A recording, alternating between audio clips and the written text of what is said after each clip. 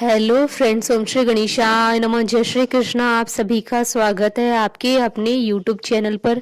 Friends, आज हम आपको इस वीडियो में बताने जा रहे हैं माघ मास की कृष्ण पक्ष की शर्तला एकादशी का शुभ मुहूर्त, पूजा विधि, महत्व, नियम, व्रत कथा और उपायों के बारे में। फ्रेंड्स, वीडियो शुरू करने से पहले आपसे रिक्वेस्ट है, अगर आप हमारे चैनल पर नए हैं और आपने अभी तक चैनल को सब्सक्राइब नहीं किया है तो प्लीज़ सब्सक्राइब कीजिएगा चैनल को, साथ ही प्रेस कीजिएगा बेल आइकन को, जिससे नए वीडियो से रिलेटेड नोटिफिकेशन आपको तुरंत प्राप्त हो सके। और वीडियो पसंद आने पर वीडियो को लाइक और शेयर जरूर कीजिएगा ताकि सभी भक्तों को इस वीडियो का लाभ प्राप्त हो सके। और कमेंट बॉक्स में जय श्री कृष्ण जरूर लिखिएगा। हिंदू धर्म में एकादशी का खास महत्व होता है। एकादशी व्रत से मोक्ष की प्राप्ति होती है। एकादशी हर महीने में 2 बार आती है, एक कृष्ण पक्ष में और दूसरी शुक्ल पक्ष में। जो भक्त एकादशी का उपवास करते हैं वह नियमों का कड़ाई से पालन करते हैं तथा अगले दिन सूर्योदय के बाद ही उपवास का समापन करते हैं। एकादशी व्रत के दौरान सभी प्रकार के अनाज का सेवन वर्जित होता है। जो लोग किसी कारणवश एकादशी व्रत नहीं रखते हैं उन्हें एकादशी के दिन भोजन में चावल का प्रयोग नहीं करना चाहिए तथा झूठ व परनिंदा से बचना चाहिए। जो व्यक्ति एकादशी के दिन विष्णु सहस्त्र नाम का पाठ करता है उस पर भगवान विष्णु की विशेष कृपा होती है। माघ मास की कृष्ण पक्ष की एकादशी का काफी महत्व होता है। इसे षटतला एकादशी कहा जाता है। इस दिन भगवान विष्णु की पूजा करने से सभी तरह के कष्टों से मुक्ति मिल जाती है। एकादशी पर भगवान विष्णु की पूजा की जाती है। उन्हें भौतिक सुखों का कारक माना जाता है। जो लोग माघ मास की एकादशी का व्रत रखते हैं उन्हें सभी तरह के सुख प्राप्त होते हैं। षटतला एकादशी के दिन काले तिलों के दान का बड़ा महत्व है। भगवान विष्णु को पंचामृत में तिल मिलाकर स्नान कराया जाता है। इस व्रत को रखने से आरोग्यता प्राप्त होती है। अन्न, तिल आदि दान करने से धन धान्य में वृद्धि होती है। षटतिला एकादशी के दिन तिल का 6 तरह से प्रयोग करने पर पापों का नाश हो जाता है और वैकुंठ धाम की प्राप्ति होती है। षटतिला एकादशी यानी तिलों के 6 प्रकार के प्रयोग से युक्त एकादशी। इस एकादशी के दिन तिलों का उपयोग 6 प्रकार से किया जाता है। तिलों के इस उपयोग को परम फलदायी माना गया है। आस्था है कि षटतिला एकादशी के व्रत से उपासक को वाचिक, मानसिक और शारीरिक पापों से मुक्ति मिलती है। इस दिन तिलों का उपयोग स्नान, उपटन, आहुति, तर्पण, दान और खाने में किया जाता है। फ्रेंड्स, अब आइए जानते हैं माघ मास की कृष्ण पक्ष की षटतला एकादशी के शुभ मुहूर्त के बारे में।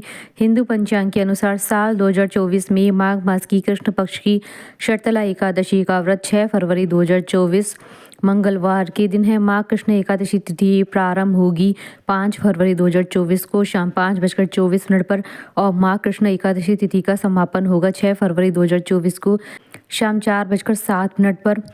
व्रत पारण का समय रहेगा 7 फरवरी 2024 को सुबह 7:09 से सुबह 9:24 तक और हरिवासर समाप्ति का समय रहेगा 7 फरवरी 2024 को दोपहर 2:02 तक।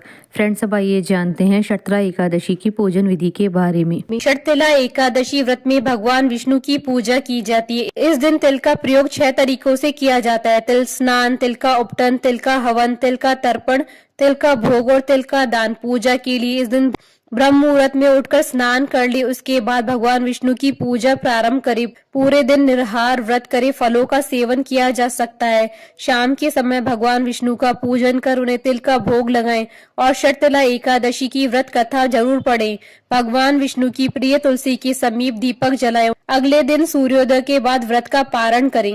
फ्रेंड्स, अब आइए प्रारंभ करें षटतला एकादशी की पौराणिक व्रत कथा। भगवान श्री कृष्ण के श्रीमुख से एकादशियों का महात्म सुनकर श्रद्धा पूर्वक उन्हें प्रणाम करते हुए अर्जुन ने कहा, हे केशव, आपके श्रीमुख से एकादशियों की कथाएं सुनकर मुझे असीम आनंद की प्राप्ति हुई। हे मधुसूदन, कृपा कर अन्य एकादशियों का महात्म सुनाने की भी अनुकंपा करे। भगवान श्री कृष्ण ने कहा, हे अर्जुन, अब मैं माघ मास के कृष्ण पक्ष की षटतला एकादशी व्रत की कथा सुनाता हूँ।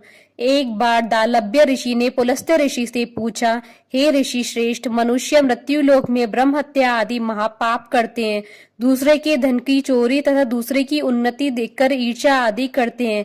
ऐसे महान पाप मनुष्य क्रोध, ईर्ष्या, आवेग और मूर्खता वश करते हैं और बाद में शोक करते हैं कि हाय, यह हमने क्या किया। हे महामुनि, ऐसे मनुष्यों को नरक से बचाने का क्या उपाय है?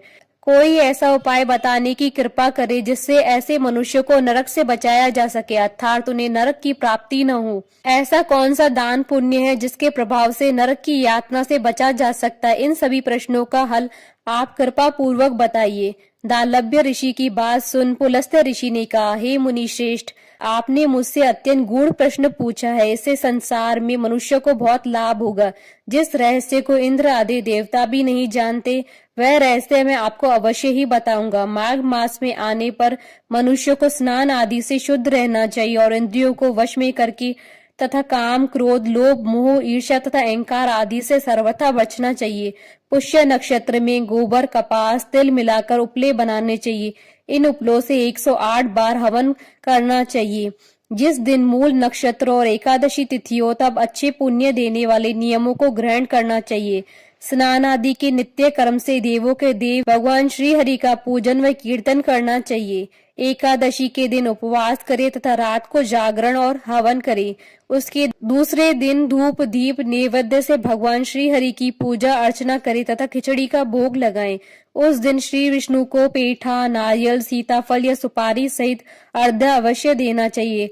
उनकी स्तुति करनी चाहिए। हे जगदीश्वर, आप निराश्रितों को शरण देने वाले, आप संसार में डूबे हुए का उद्धार करने वाले। हे कमल नयन, हे मधुसूदन, हे जगन्नाथ, हे पुंडरीकाक्ष, आप लक्ष्मी जी सहित मेरे इस तुच्छ अर्घ्य को स्वीकार कीजिए। इसके पश्चात ब्राह्मण को जल से भरा घड़ा और तिल दान करने चाहिए। यदि संभव हो तो ब्राह्मण को गऊ और तिल दान देना चाहिए। इस प्रकार मनुष्य जितने तिलों का दान करता है वह उतने ही सहस्त्र वर्ष में स्वर्ग में वास करता है। तिल स्नान, तिल की उपटन, तिलोदक, तिल का हवन, तिल का भोजन, तिल का दान, इस प्रकार 6 रूपों में तिलों का प्रयोग शर्तला एकादशी कहलाती है। इससे अनेक प्रकार के पाप नष्ट हो जाते। इतना कहकर पुलस्त्य ऋषि ने कहा, अब मैं आपको एकादशी की कथा सुनाता हूँ। एक बार नारद मुनि ने भगवान श्री हरि से शर्तला एकादशी का महात्म पूछा। वे बोले, हे प्रभु, आप मेरा प्रणाम स्वीकार करें। शर्तला एकादशी के उपवास का क्या पुण्य है, उसकी क्या कथा है, कृपा कर मुझसे कहिए। नारद की प्रार्थना सुन भगवान श्री हरि ने कहा, हे नारद, मैं तुम्हें प्रत्यक्ष देखा सत्य वृतांत सुनाता हूँ, ध्यान पूर्वक श्रवण करो। बहुत पहले मृत्यु लोक में एक ब्राह्मणी रहती थी। वह सदा व्रत उपवास किया करती थी। एक बार वह 1 मास तक उपवास करती रही। इससे उसका शरीर बहुत कमजोर हो गया। वह अत्यंत बुद्धिमान थी, फिर भी उसने कभी भी देवताओं तथा ब्राह्मणों के निमित्त अन्न आदि का दान नहीं किया। मैंने चिंतन किया कि इस ब्राह्मणी ने उपवास आदि से अपना शरीर तो पवित्र कर लिया तथा उसको वैकुंठ लोक भी प्राप्त हो जाएगा, किंतु इसने कभी अन्नदान नहीं किया। अन्न के बिना जीव की तृप्ति होना कठिन है। ऐसा चिंतन कर मैं मृत्यु लोक में गया और उस ब्राह्मणी से अन्न की भिक्षा मांगी। इस पर उस ब्राह्मणी ने कहा, हे योगी राज, आप यहाँ किस लिए पधारे हैं? मैंने कहा, मुझे भिक्षा चाहिए। इस पर उसने मुझे एक मिट्टी का पिंड दे दिया। मैं उस पिंड को लेकर स्वर्ग लौट आया। कुछ समय व्यतीत होने पर वह ब्राह्मणी शरीर त्याग कर स्वर्ग गई। मिट्टी के पिंड के प्रभाव से उसे उस जगह में एक आम वृक्ष सहित घर मिला, किंतु उसने उस घर को अन्य वस्तुओं से खाली पाया। वह घबराई हुई मेरे पास आई और बोली, हे प्रभु, मैंने अनेक व्रत आदि से आपका पूजन किया, किंतु फिर भी मेरा घर वस्तुओं से रिक्त है। इसका क्या कारण है? मैंने कहा, तुम अपने घर जाओ और जब देव स्त्रियां तुम्हें देखने आए तब तुम उनसे शर्तला एकादशी व्रत का महात्मा और उनका विधान पूछना।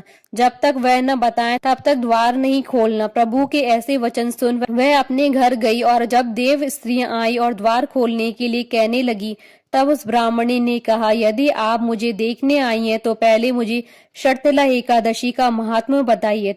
तब उनमें से एक देव स्त्री ने कहा, यदि तुम्हारी यही इच्छा है तो ध्यान पूर्वक श्रवण करो।